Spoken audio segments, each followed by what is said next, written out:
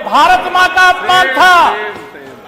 माननीय उच्च न्यायालय ने उस मुकदमे को वापस लेने से मना किया। उसमें से फांसी के फंदे पर भी कई आतंकवादी चढ़े और कई आजीवन कारावास की सजा भोगे और उसके खिलाफ प्रदेश भी एकजुट था, देश भी एकजुट था। ये वंदे मातरम है। रास्ता भटको मत। रास्ता भटकोगे तो जनता अभी तो आपको सत्ता से विपक्ष में पहुंचाई। माननीय अध्यक्ष महोदय अभी भी नहीं सुधर रहे हैं। जब तक माफिया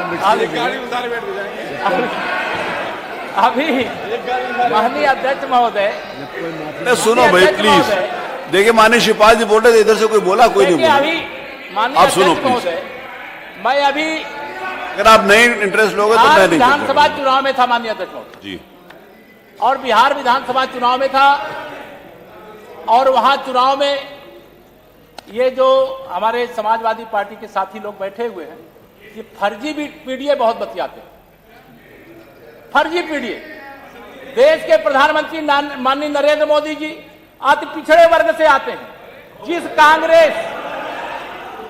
कांग्रेस पार्टी ने जन्म लेने के बाद से ही पिछड़ों, दलितों, गरीबों का दमन किया, उससे हाथ मिला करके उनको प्रधानमंत्री कुर्सी से हटाने के लिए चले गए। ये वंदे मातरम क्या है वो तो अभी आपको बता रहा हूं। श्री नीतीश कुमार जी हमारे अभी बिहार में बधाई वो कह रहे हैं कांग्रेस को हटाना ही वंदे मातरम था, तो उसमें क्या गलत है? मैं वंदे मातरम से हूं अध्यक्ष जी। यही कहा ना आपने कि कांग्रेस को हटाना ही वंदे मातरम था। आपने ये बोला पंकज जी। यह लोग अगर ये नहीं सुधरेंगे, जो हैसियत कांग्रेस की है, एक गाड़ी में बैठ करके अब जा सकते हैं, वही हैसियत 2027 में समाजवादी पार्टी की होने वाली है। अभी इस समय बड़े उखड़े हैं, बड़े बिगड़े हैं, लेकिन वंदे मातरम देखिए, तुष्टीकरण की राजनीति करने से वंदे मातरम का गान और 150वीं वर्षगांठ मनाने का यह बहुत महत्वपूर्ण वर्ष है। वंदे मातरम की 150वीं वर्षगांठ है। लौह पुरुष सरदार वल्लभ भाई पटेल जी की 150वीं जन्म जयंती है। भगवान बिरसा मुंडा जी की भी 150वीं जन्म जयंती है। और जिस राष्ट्रीय स्वयंसेवक संघ का स्वयंसेवक हो उसका शताब्दी वर्ष है।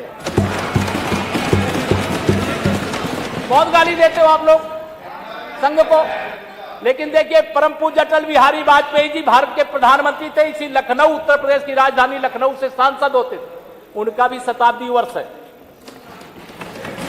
और आपने बहुत विरोध किया, लेकिन राष्ट्रीय स्वयंसेवक संघ का एक प्रचारक अटल बिहारी वाजपेयी जी के रूप में, देश के प्रधानमंत्री के रूप में, और दूसरे राष्ट्रीय स्वयंसेवक संघ के प्रचारक माननीय नरेंद्र मोदी जी के रूप में तीसरी बार देश में सरकार चला रहे हैं। अब जो राष्ट्रीय स्वयंसेवक संघ का स्वयंसेवक होता है वो भारत माता की जयकारा करने के लिए, भारत को एकजुट करने के लिए, भारत से भेदभाव को खत्म करने के लिए, भारत से जातिवाद को खत्म करने के लिए, भारत से तुष्टीकरण को खत्म करने के लिए, भारत से भ्रष्टाचार को खत्म करने के लिए, भारत से गरीबी को खत्म करने के लिए, और भारत और प्रदेश में माफियाओं को मिट्टी में मिलाने के लिए। अब इसमें तकलीफ होती है आपको, अगर इसमें तकलीफ होती तो उसकी कोई दवाई नहीं है भाई। वो दवाई जनता करेगी 2027 में। हम तो एक भारत श्रेष्ठ भारत वाले हैं और एक भारत श्रेष्ठ भारत की भावना से कार्य कर रहे हैं। और जनता का आशीर्वाद, ये वंदे मातरम कहने में हमें संकोच नहीं होता, छाती चौड़ी हो जाती है। अगर इधर कह दें हमारे मुख्यमंत्री जी कि मदरसों में भी वंदे मातरम राष्ट्रगीत होगा, तो सबसे ज्यादा पेट में मरोड़ तुरंत समाजवादी पार्टी वालों को होने लगे। क्यों होने लगेगी भाई? मैं माननीय अध्यक्ष महोदय, आज देश तीव्र गति से आगे बढ़ रहा है, उत्तर प्रदेश आगे बढ़ रहा है और निरंतर आगे बढ़ेगा। हम लोग हर हाल में देश को दुनिया में नंबर 1 और उत्तर प्रदेश में देश को नंबर 1 के स्थान पर लाना चाहते हैं और उसको सिद्ध करने के लिए एक ही महामंत्र है, वंदे मातरम। मैं आप सब लोगों से, हम लोग बचपन से माननीय अध्यक्ष महोदय एक गीत गाया करते थे।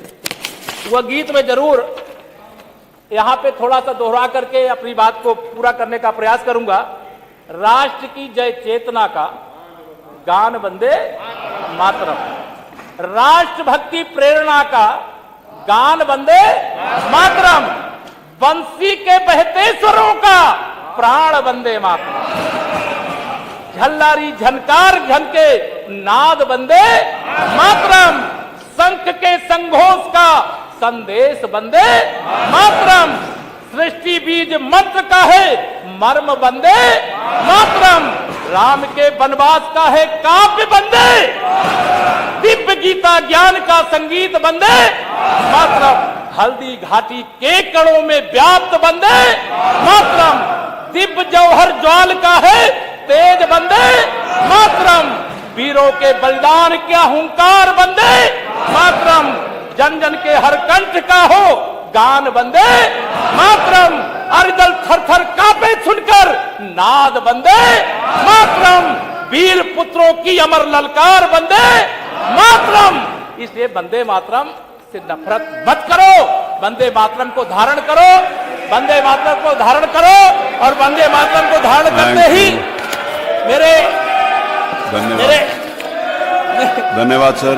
माननीय अध्यक्ष महोदय, मैं बात को खत्म कर रहा हूं। चलिए, मैं बात को खत्म कर रहा हूं। चलिए समाप्त, बैठिए। माननीय अध्यक्ष महोदय जी, आजादी की लड़ाई के समय, अरे भाई ऐसे आजादी की लड़ाई के समय ये नहीं है, देखिए आप उसका सम्मान रखिए, नेताजी ऐसे सुभाष चंद्र बोस तमाशा ने नहीं क्या करिए। कहा था, तुम मुझे खून दो, तुम मुझे खून दो, हम वंशज हैं, हम उन महान स्वतंत्रता संग्राम सेनानियों के वंशज हैं, सच्चे उत्तराधिकारी हैं। आप भी अपने को मानो। सरदार भगत सिंह जी ने क्या कहा था, वो मुझे मार सकते हैं लेकिन मेरे विचारों को नहीं मार सकते।